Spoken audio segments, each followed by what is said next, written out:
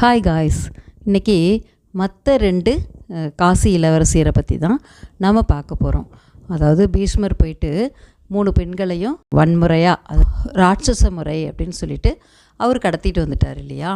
அப்போ அம்பை மட்டும் தான் விரும்பினவன்கிட்ட போகிறதா சொல்லிட்டு போயிட்டாங்க. அவங்கள பற்றி நம்ம நிறையா பார்த்தோம். அவங்க அன்னையை பற்றி கூட நாம் தெரிஞ்சுக்கிட்டோம். இப்போது அம்பிகை, அம்பாலிகை இவங்க 2 பேரையும் பற்றி நாம் தெரிஞ்சுக்க போகிறோம். அதாவது இவங்க என்ன ஆனாங்க அப்படின்ட்டு பார்ப்போம். அம்பிகை ஓரளவுக்கு நல்ல ஒரு விவரமான ஒரு பொண்ணு. ஆனால் அம்பாலிகை கொஞ்சம் சின்ன பொண்ணு, அவ்வளோவா விவரம் பத்தாது. இவங்க 2 பேரையும் அவர் அழைச்சிக்கிட்டு வர்றப்போ அம்பாலிகை கேட்குறாங்க, இந்த முதியவரை தான் நம்ம கல்யாணம் பண்ணிக்க போகிறோமாக்கா அப்படின்னு சொல்லிட்டு. அப்போது அம்பிகை சொல்கிறாங்க, சத்திரிய பெண்கள்னாலே நமக்கு இதுதான் தலையெழுத்து, நம்ம வாழ்க்கை எப்படி ஆகும், எந்த நிமிஷம் திசை திரும்பும்னே சொல்ல முடியாது அப்படின்ட்டு சொல்லிடுறாங்க. அது மாதிரி அதாவது அந்த பொண்ணு ஏற்றுக்குது, இதுதான் நம்ம தலையெழுத்து அப்படின்ட்டு ஏற்றுக்குது. 2 இளவரசியரும் ஹஸ்தினாபுரிக்கு வந்துடுறாங்க. அவங்களுக்கு திருமண ஏற்பாடு ரொம்ப விமரிசையாக ஏற்பாடாகுது. அவங்க 2 பேருக்கும் அந்த திருமணத்துக்கான அலங்காரம்லாம் நடக்குது. அப்போது அந்த அலங்காரம் பண்ணுற ஒரு சேடி பெண், அந்த பொண்ணு பேர் சிவை. இந்த பொண்ணு மகாபாரதத்தில் ரொம்ப முக்கியமான ஒரு கதாபாத்திரம். நம்ம தொடர்ந்து பார்ப்போம். இப்போது அந்த பொண்ணு சொல்லுது, அதாவது பேச்சு நடக்கும்போதே பீஷ்மர் தான் மாப்பிள்ளை அப்படிங்கிறப்ப இந்த பொண்ணுங்க 2 பேர் பேசிக்கிறாங்க, அதாவது இளவரசியர்.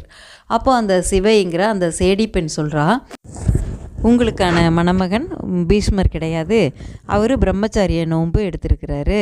உங்களுக்கான கணவன் விசித்திர வீரியன், அவர் தான் இந்த நாட்டுடைய இளவரசர் அப்படின்ட்டு சொல்கிறாங்க.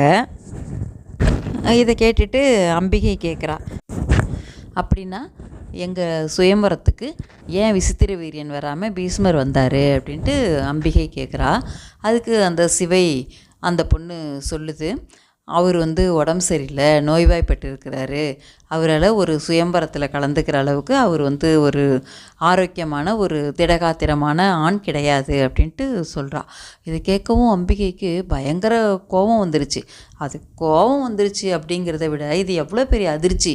இந்த பொண்ணை ஒருத்தர் கவர்ந்துட்டு வராரு, கண்டிப்பாக அந்த பொண்ணுங்க சரி இவர் தான் நம்மளுடைய கணவன் அப்படின்ட்டு மனசுக்குள்ளே ஏற்றுக்கிட்டு தான் இருந்திருக்குங்க. ஆனால் திடீர்னு பார்த்தாக்கா இவர் கிடையாது, வேற ஒருத்தர் அப்படின்னு சொல்கிறாங்க. இதுவே இன்னொரு அதிர்ச்சி. சரி, இதுக்கு மேலே என்ன தான் பண்ண முடியும், இதையும் நம்ம ஏற்றுக்கிட்டு தான் ஆகணும் அப்படின்னு அந்த பொண்ணுங்க முடிவு எடுத்தால் கூட அவர் ஒரு கடுமையான நோயாளி. அதாவது பிறந்ததுலேருந்தே அவர் மருத்துவமனையிலே தான் வாழ்ந்துருக்கிறாரு. அந்த மாதிரியான ஒரு நோயாளி. அதனால தான் அவர் போகாமல் அவருடைய சார்பாக பீஷ்மர் போயிட்டு இந்த பொண்ணுங்களை கவர்ந்துக்கிட்டு வந்திருக்கிறார். இப்படியாப்பட்ட ஒரு நோயாளி கூட இந்த பொண்ணுங்க என்னன்னு வாழுங்க சொல்லுங்கள். சரி, இப்போது இந்த பொண்ணுங்க இவர் கூட எப்படி வாழ்ந்துச்சிங்க அப்படிங்கிறத நம்ம அடுத்த பதிவில் பார்ப்போம். வணக்கம்.